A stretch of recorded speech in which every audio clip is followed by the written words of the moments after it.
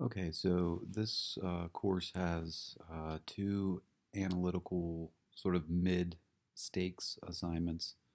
The first compare and contrast, excuse me, is essentially a um, you know culminating assignment for the first 4.5, 5 weeks of grammar activity. So normally, like I said, we would come to class and work through a lot of those activities that you had to work through online.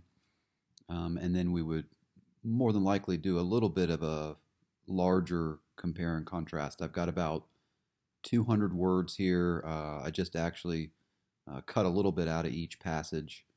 Um, so you've got a scientific, academic, scholarly language, a passage from an actual, scientific article, which will be common, as you kind of move through different science courses to complete gen ed, or if you're a science major.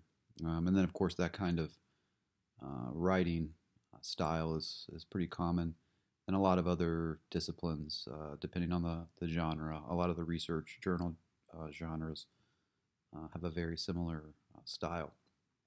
And then I gave you another short passage from Ralph Ellison's Invisible Man. Fiction, great writer, just completely different.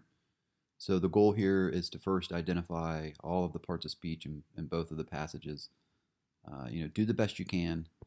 Don't stress out and freak out if you can't figure out a word. Just look things up. Again, there's not necessarily an easy formula for figuring out, uh, you know, every single word's syntactical function. But just do the best you can. You just spent 4 or 5 weeks learning a lot of different stuff. Identify the nouns, the subjects, the verbs. Go slow.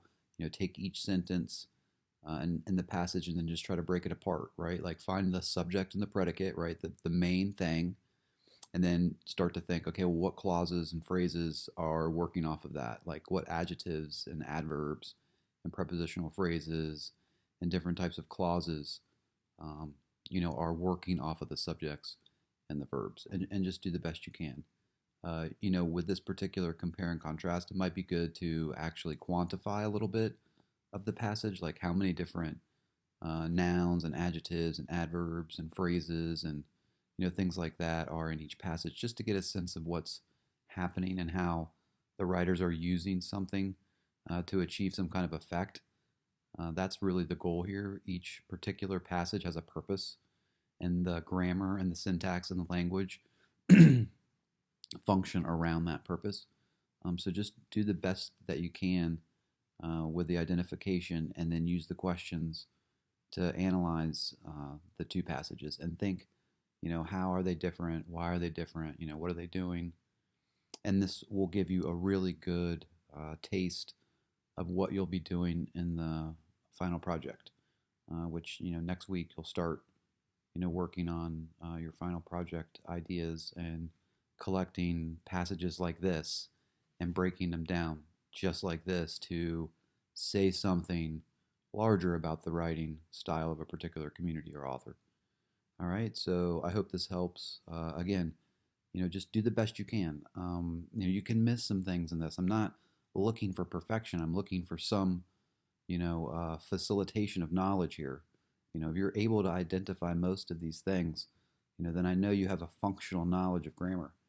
That's what I'm looking for. Am I looking for perfection?